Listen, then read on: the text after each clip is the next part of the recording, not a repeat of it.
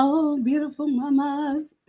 So I'm so excited that you all are here because today we are talking about something that is like so near and dear to my heart because these are things that I have actually had to like live through, and I don't want you to have to suffer the same consequences that I had to from not knowing. So today is episode 52. And if you're here, of course, I am here to help you, mama, put yourself first so that you can show up in ways that you need to for yourself and your family. And I don't mean this in a selfish way. You'll see this as I go through my shows, or if you've ever listened to anything I've ever said or watched anything I've ever done, you'll see that. But anywho, today is really about you, and it's about you through things that I've been through, so that you can learn, and then maybe there's something you can teach me. I'd love to learn from you. Okay, I don't have all the answers, so if you have some answers, I'd love to hear them. Maybe we can share those. So today's title is Mindful Mama, Creating Mental Health and Inner Peace. You guys, this right here is full of everything, because there was a time, being a mom for me, where there wasn't much inner peace, or my mental health wasn't very healthy. It was kind of, struggling. But today we're going to work through that. And the opportunity today, some people may say the problem is finding it, finding the inner peace. How do I find it? But the opportunity is to find the inner peace. That's our opportunity today. Our opportunity is to create inner peace. So my thing here is that I don't want you to look at whatever's going on with you as a problem. I want you to look at it as an opportunity for you to find a solution, because I do believe that we were created to be solution finders. Okay. So here's the deal, because oftentimes we will keep saying, woe is me. We won't say that, but a lot of things we say kind of alludes to that. This is happening. The kids are getting on my nerves. They won't listen to what I'm saying. They are just running around the house, hollering all day, eating all the food, messing up stuff. Like we've had, oh my gosh, one of our kids messed up all the pads she's ever had. And two of them were actually, one was mine and one was my husband's. And yeah, but anywho, we had upgraded. But anywho, so yeah, kids are going to be kids, but the key here is to realize that we have a part to play in our mental health. And here's the deal, sometimes you have to find your peace or create your peace before you fall to pieces, because we cannot control everything that's going on around us. We cannot. And I have to remind myself, I'm just Denise. I am not God. I am not. I'm not the universe. I'm not whatever you want to say is in control. I believe it's God, but whatever you want to say is in control. That's your opinion. But the whole thing is that I am not in control of everything. The only person I can control is me. So yeah, sometimes you have to find your peace before you fall to pieces. Which brings me to today's solution, which is simply this: peace. And of course, I have an acronym for you guys. I broke it down. And the first thing I want you to do, especially when you feel like everything is out of control, or like my kids, when they mess something up or break something for the 15th millionth time, I actually take time to just pause and breathe. Like I would breathe in for like 4 seconds and breathe out for six. And I promise you all, I don't know what it does, but it grounds me. And it helps me from just hollering at my kids, because I don't know about y'all, but I don't like to be hollered at. And I figured that if I don't like to be hollered at, maybe my kids don't like to be hollered at either. And or other people for that matter. So what I like to do is take a moment, and sometimes my kids don't even know what I'm doing. I'm just sitting over there breathing, and sometimes I'll just be on my phone. They have no clue, and I'll just breathe for a minute before I start talking to them. It works out. So after you pause and breathe, another tool that you can use is engage in self compassion. Take time to give yourself a little grace and compassion, because oftentimes we will give this to other people, but we won't give it to ourselves. And I think that is one of the most craziest things, because I was there before and I wondered to myself, why have I not had compassion for myself before? Like, I'm a person just like they're a person. If I believe they're a person, they deserve some compassion. Then I deserve it too. So find ways to show yourself compassion. Like, stop beating yourself up with your words and your thoughts. Change those thoughts that are causing you to beat yourself up, because those thoughts, they don't have to be yours. Whatever thoughts you have that first come into your mind, they're not yours until you make them yours, okay? And once you make them yours, they don't have to stay yours. It's totally up to you. So get rid of those thoughts that bash you. If you're creating self-bashing thoughts, you've got to get rid of them. And there are ways that you can do that. And I actually have a tool for you all, the tool of the month that I have just for you all that you can get your hands on, of course, for free. And the next thing I want you to do, and this is so hard for a lot of moms because this was so hard for me, accept your feelings.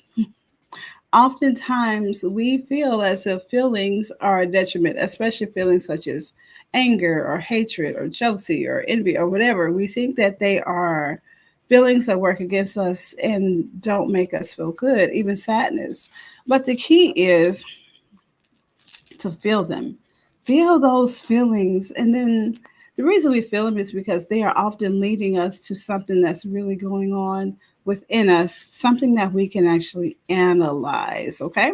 So, what I really want you to do is figure out what is trying to share with you, what it's leading you to, because there's always, like I said, there's always like a prerequisite to something. This is here because of something else, and this needs to be met so that I can get to the next level. Okay. So please, whatever you do, accept your feelings and don't bash yourself for them. If you bash yourself at first, it's fine. Work on not bashing yourself. You can do this. And the next one, y'all, this is big, but so minor. Just create moments of stillness. Like this summer, y'all, I was summer camp for my kids because summer camp was a price I didn't want to pay. and and for me, it's all about, this season of my life is all about creating assets and not a whole lot of liabilities. And I hope that you will have a season like that as well. But it's been really busy because I was summer camp for my kids, but that was actually me creating asset. My family to me is my asset. So instead of me handing them off to other people during the summer, I spend time with them. They are an asset to me, and I want to be an asset to them.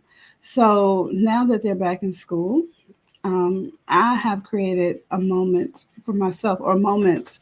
For example, yesterday after church, came home and I was just still, and everyone knew that mommy needed her time, and no one bothered me because that was something that was, that's understood because I made it clear that I'm gonna need these moments, and thankfully they give them to me. And after this is over, I'll probably rest a bit or go walking and then come back and rest.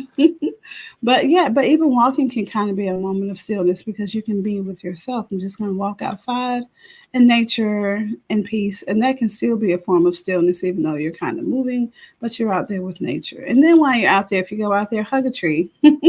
That helps ground you. Or even, take your shoes off and go barefoot on the grass. Just find a way to become one with nature too. That helps. So the next thing, oh, y'all, this one, embody peacefulness. The reason why this one, y'all, is so important is because oftentimes, as people in general, especially as moms nowadays, we are looking for peace outside of us instead of finding it within us because it's in you. You just have to dig deep to find it. And what I like to do is actually I let peace inform everything I do. Like, for example, if people come at me with things that are not peaceful, I try to find ways to go to people in a peaceful way, to myself in a peaceful way. I cultivate the peace within me. And honestly, you guys, that has been what has started to cultivate peace in my house. If I kept waiting for it outside of me, it probably would have never come. But because I created it and embodied it within me, that's when it began to come. Are all my days peaceful? No, that's impossible. We're human. It's so impossible. But it can get better. The whole key is not looking for a life that's just free of problems. It's just a life where you can find your moments of peace, because we're not living in some utopia somewhere. Even though it'd be fun to be on Utopia of the Seas, but anyway, that's a story for another day. But yeah, so I really want you guys to go out here and make these things happen. So, um, if you want to get your hands on my what do you call it, my resource for the month of August, what I want you to do is go to the unprofessionalmom.com/ me first checklist for moms. And this me first checklist is going to help you with things such as like engaging in self compassion, and creating moments of stillness. It's really going to help you with finding peace, okay? Because putting yourself first is going to help you, help you find your peace, and help you be able to show up for your family, okay? And if you're looking for more resources, of course, you can go to the unprofessionalmom.com, but you can also find this checklist if you go there and then click on resources, okay? I would love if you would go there and just check it out. Please check out my website because I made this just for you guys, okay? And if you have questions or if you'd like to see some other things on there, please let me know, because I didn't make this for me. Like, I made it for y'all. And do me a favor, share this up with someone that you believe will actually be able to benefit from this, okay? And if you need to, go back and watch some other episodes. But definitely, definitely get your hands on this resource, the unprofessionalmom.com/ me first checklist for moms. And beautiful moms, I love you to life. And I will see you all next time.